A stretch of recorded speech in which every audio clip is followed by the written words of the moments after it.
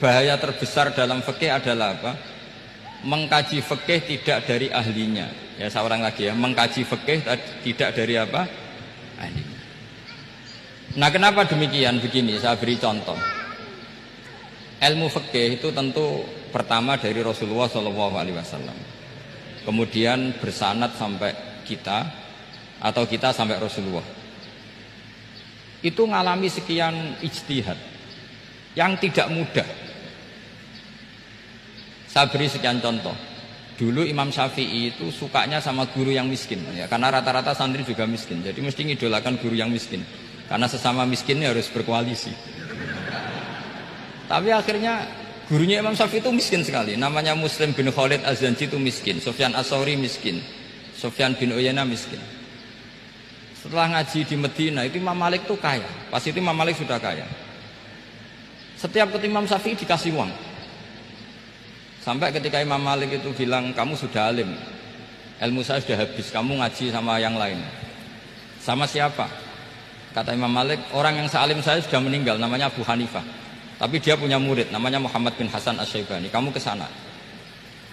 Terus Imam Malik datang ke Baki. Dulu Baki itu pasar rental, ya Grab lah kita sekarang. Itu mengumumkan siapa kafilah yang mau ke Irak. Kita ya Imam Malik, dibayari sama Imam Malik. Ini yang antar ke Irak, ke Muhammad bin Hasan Asy-Syaibani. Imam Malik mulai ngeper. Guru saya yang miskin tidak pernah nyangoni, guru-guru saya yang kaya sering nyangoni. Mulai memasalahkan kiai miskin gitu, kira-kira seperti itu, mulai masalah gitu. Setelah datang ke Irak di Muhammad bin Hasan Asy-Syaibani itu si Muhammad bin Hasan Asy-Syaibani itu kalau ngitung uang itu di meja tamu. Jadi punya emas lantaan, punya uang. Kira-kira kalau Indonesia punya rupiah, punya dolar, dihitung itu di ruang tamu. Kata Imam Syafi'i, saya dengan Imam Malik saja nggak seret, ini lebih kedonyan lagi kiai. Ngitung uang itu di ruang tamu. Terus akhirnya si Muhammad bin Hasan Asy-Syaibani ini ahlul usul, dia pakar usul. Kamu heran sama saya? Iya, kiai kok kedonyan? Dia ngomong ya. Tapi kata Muhammad bin Hasan Asy-Syaibani, kalau kiai tidak boleh kaya, itu tak kayak wong fasik. Ben gue demenan, gue mabuk. Oh jangan, nanti dipakai maksiat.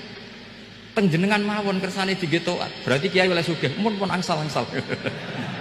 Semenjak itu jadi satu fikih bagi Imam Syafi'i. Ternyata kalau mengharamkan kiai sugih berarti membolehkan yang fasik sugih. Kalau yang fasik sugih bisa dipakai i'anah alal maksiat. Semenjak itu mindset pikiran Imam Syafi'i rubah. Saking rubahnya sampai beliau berpendapat orang bisa beli Alphard, kok beli carry itu haram. Bisa jadi bupati kayak Pak Roba, kok jadi RT haram. Pokoknya gitu. Bisa keren Kak Gus Bak, kok jadi orang pendengar haram. Pokoknya haram terus.